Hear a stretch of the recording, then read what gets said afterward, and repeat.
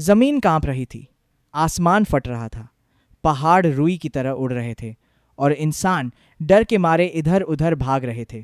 مگر اس دن کوئی کہیں نہیں بھاگ سکے گا، کیونکہ وہ دن اللہ کا وعدہ تھا، وہ دن جسے قرآن نے الواقعہ کہا، یعنی وہ حقیقت جو ہو کر رہے گی۔ ہر طرف چیخیں تھیں، ہر طرف افراتفری تھی، لوگ اپنے ہی ہوش کھو چکے تھے، کسی کو اپنی دولت یاد نہیں تھی، کسی کو اپنی طاقت یاد نہیں تھی، کوئی اپنے بچوں کو بھول چکا تھا، کوئی اپنے ماں باپ کو، کیونکہ اس دن ہر انسان صرف اپنی فکر میں ہوگا۔ پہاڑ جو صدیوں سے کھڑے تھے ایک جھٹکے میں ٹوٹ کر دھول بن گئے، آسمان کا رنگ بدل گیا، زمین آگ کی طرح ہلنے لگی اور انسان سمجھ گیا کہ اب دنیا ختم ہو چکی ہے۔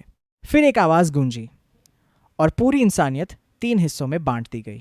پہلا گروہ تھا دائیں ہاتھ والوں کا، ان کے چہرے نور سے چمک رہے تھے، ان کے دلوں میں سکون تھا، کیونکہ انہوں نے دنیا میں اللہ کو یاد رکھا، نماز پڑھی، گناہوں سے بچنے کی کوشش کی اور لوگوں کے ساتھ بھلائی کی۔ جب انہیں ان کا اعمال نامہ دائیں ہاتھ میں دیا گیا تو ان کی آنکھوں میں خوشی کے آنسو آ گئے۔ فرشتوں نے کہا، تم پر سلام ہو، اب تمہارے لیے کوئی ڈر نہیں۔ ان کے سامنے جنت کے دروازے کھول دیے گئے، جہاں نہریں بہہ رہی تھیں، پیڑ جھوم رہے تھے، پرندے اڑ رہے تھے اور ایسی نعمتیں تھیں جن کی دنیا میں کوئی مثال نہیں۔ دوسرا گروہ تھا بائیں ہاتھ والوں کا، ان کے چہرے ڈر سے کالے پڑ چکے تھے، ان کے ہاتھ کانپ رہے تھے، کیونکہ انہوں نے دنیا میں سچ کو جھٹلایا، گھمنڈ کیا، گناہوں میں زندگی گزار دی۔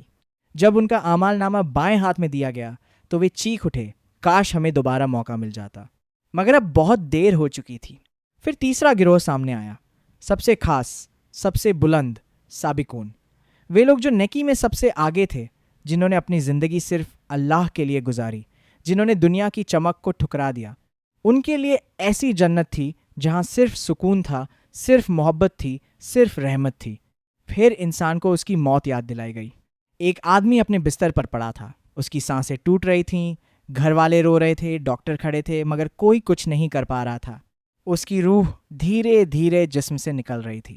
وہ سب کو دیکھ رہا تھا مگر بول نہیں پا رہا تھا۔ تبھی فرشتے آئے۔ اگر وہ نیک انسان تھا تو اس کے چہرے پر سکون اتر آیا اور اسے جنت کی خوشبو دکھائی گئی، لیکن اگر وہ گناہگار تھا تو اس کا چہرہ ڈر سے بھر گیا، کیونکہ اسے جہنم کا عذاب دکھایا جا چکا تھا۔ پھر اللہ کی آواز آئی، اگر تم خود کو طاقتور سمجھتے ہو تو اس روح کو واپس کیوں نہیں لے آتے؟ پورا انسان اس سوال کے سامنے بے بس تھا۔ نہ کوئی سائنس کام آئی، نہ پیسہ، نہ طاقت، کیونکہ موت صرف اللہ کے حکم سے آتی ہے۔